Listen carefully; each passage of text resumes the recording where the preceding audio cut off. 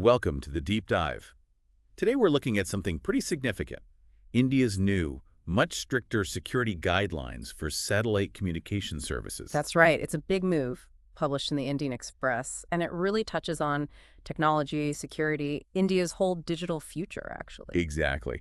And if you're tracking current affairs, maybe for competitive exams, this is definitely one to watch. We're talking digital sovereignty, national security, pretty weighty stuff. Yeah, the implications are huge. So our plan for this deep dive is to, break down what these guidelines actually mean, why they matter for India's strategy, for becoming more self-reliant in tech. We'll unpack the key bits, data, security, that push for homegrown tech. There are some interesting details in there.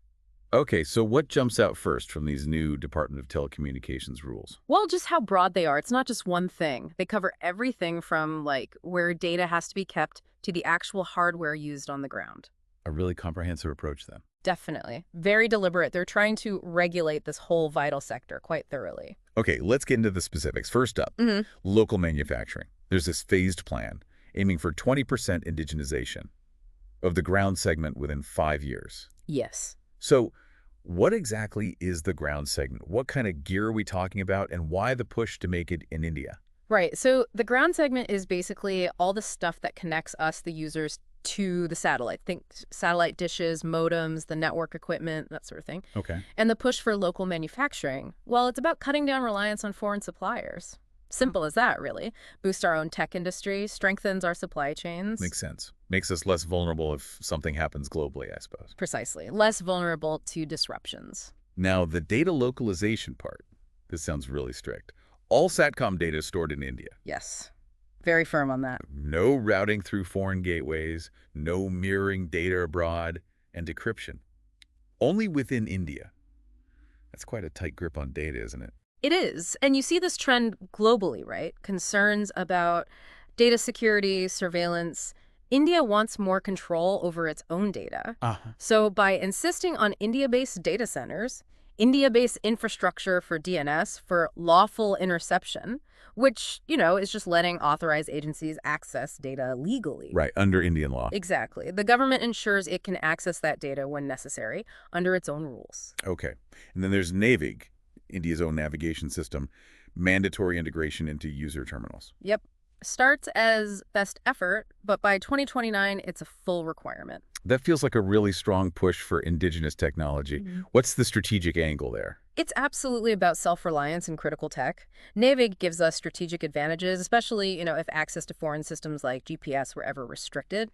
Good point. So mandating its use creates a domestic market for NAVIG, encourages more development, makes it better over time. So these tech rules clearly feed into national security. But there are other direct security measures too, right? Like restricting service during emergencies. Yes, the ability to restrict or even cut off services during hostilities or a national emergency.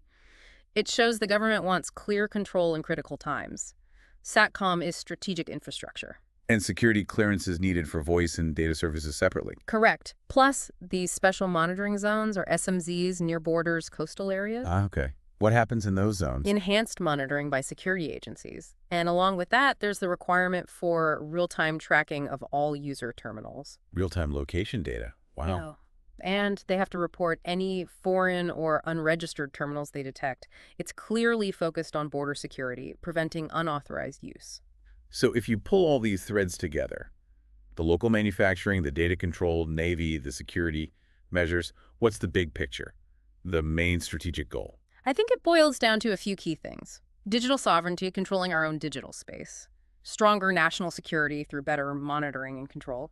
Promoting our own tech, like Navy. And boosting local industry. And boosting local manufacturing, definitely. It's a multi-pronged strategy to make India more secure and self-sufficient in this really important Satcom area. And we're seeing movement already, aren't we? Like Starlink going through the security clearance process, setting up retail partnerships. Yeah, and TRI is working on the spectrum allocation side of things, too. So the pieces are moving.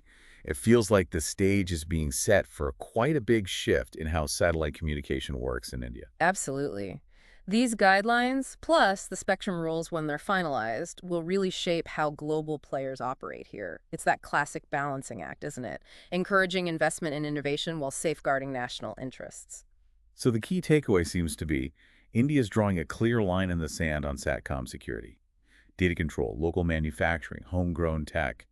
These are the priorities. Definitely. It really makes you wonder, though, how will these pretty stringent regulations affect the future of satellite internet here?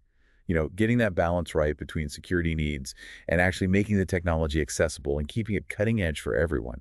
That's the crucial question going forward. And for you, the listener, especially if you're preparing for exams like UPSC, understanding these nuances between technology policy, national security, and economic goals is becoming so important. Absolutely right. So dig deeper into this. The original report in the Indian Express is a good starting point.